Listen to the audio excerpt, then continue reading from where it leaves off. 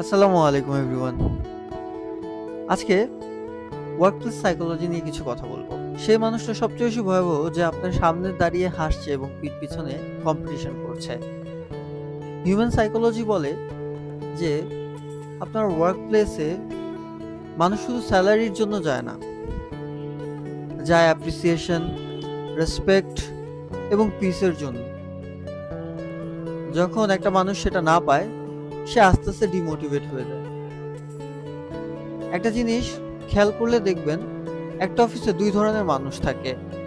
একজন খুব বেশি মোটিভেটেড, আর একজন মেন্টালি এক্সস্টেড। তার রিজনটা হচ্ছে যে খুব বেশি মোটিভেটেড, তার কাজটা খুব বেশি নোটিস করা হচ্ছে।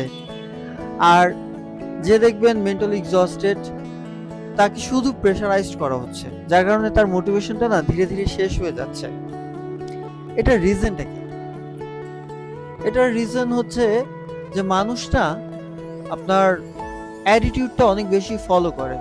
মানুষ ভুলে যায় আপনি কি কাজ করেছেন, কিন্তু মানুষ মনে রাখে আপনি কোন অ্যাটিটিউডে তার সাথে কথা বলেছেন। আপনি তারপর যত ভালো কাজই করেন না কেন, যদি আপনি আপনার ম্যানেজারের সাথে বা আপনার ফেলো কোনো সিনিয়রের সাথে একটু অ্যাটিটিউডটা রং রাখেন, তাহলে দেখবেন জিনিসগুলো আপনার জন্য খুব প্রেশারাইজড হয়ে যাচ্ছে অফিসে। বিকজ এটা না অনেক সময় হয় কি যে অনেক টিম আপ হয়ে যায়, যার কারণে আপনি একা হয়ে যান। আর এর ফলে আপনি ডিমোটিভেটেড হতে থাকেন, মেন্টাল এক্সস্টেড হতে থাকেন। একটা কথা সবসময় মনে রাখবেন, সব জায়গায় সব কথা বলা কখনো স্মার্টনেস হতে পারে না। অফিস পলিটিক্সে বাঁচার জন্য অ্যাকচুয়ালি আমাদের 5টা রুলস খুব বেশি ফলো করা উচিত। Number 1, communication skills. Number 2, time management is very important.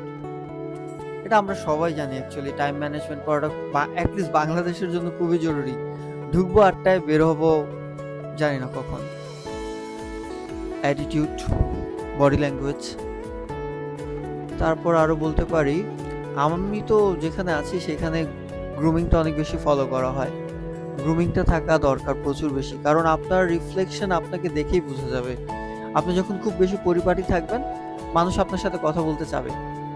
শুধুমাত্র মানে আপনি ভাবলেন যে আমি অনেক স্মার্ট, আমি কাপড় চোপড় যেভাবেই পরি না কেন, I can handle anything. This is true, আপনি হ্যান্ডেল করতে পারবেন, বাট সব জায়গায় আপনি খাপ খাওয়াতে পারবেন না। এজন্য এই জিনিসগুলো না মাথায় রাখতে হবে। হিউম্যান সাইকোলজি বলে মানুষ যখন নিজেকে পারফেক্ট রাখার ট্রাই করবে, যখন নিজের প্রতি খেয়াল রাখবে, তখন সে খুব বেশি স্মার্টলি কাজ করতে পারবে। স্মার্ট ওয়ার্ক করতে হবে। হার্ড ওয়ার্ক তো সবাই করতেছে আজকালকে। কাল পরশু তো এআই আপনার জায়গাও কে দিবে, তখন কি করবেন? So work on yourself from today.